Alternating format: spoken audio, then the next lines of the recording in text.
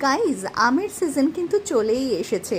বৈশাখ মাস চলে গেলে জ্যৈষ্ঠ মাসে পুরো বাজারে বাজারে আম পাওয়া যাবে।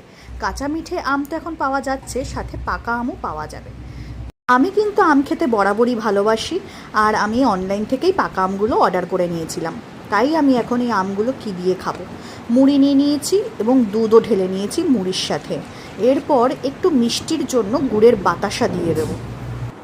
এরপর বাতাসা দেওয়ার পরে আমি আমগুলোর ছাল ছাড়িয়ে নিয়ে আমগুলোকে এবারে সুন্দরভাবে ফ্রিজে রেখে দেবো ঢাকা দিয়ে। তারপর 15 মিনিট পরে যখন হালকা ঠান্ডা হয়ে আসবে তখন ওটাকে বার করব, বার করে সুন্দর করে মাখাবো। তাতে কি হবে, হালকা হালকা একটু ঠান্ডা ঠান্ডা ফ্লেভারও হবে, মানে বেশি ঠান্ডাও হবে না, হালকা ঠান্ডা ছিল। আর মুড়ি, আম, দুধ, বাতাসা একসাথে মেখে যে কবজি ডুবিয়ে খাওয়ার যে মজাটাই, সেটাই আলাদা ব্যাপার ছিল। বাঙালি কালচার হিসাবে যতক্ষণ কবজি ডুবিয়ে না খাওয়া হয় ভালোভাবে তৃপ্তিই হয় না, পেটও ভরে না যেন। এই সময় মাথার উপর ফ্যানও চলছিল, খাওয়া আর আমি ছিলাম শুধু।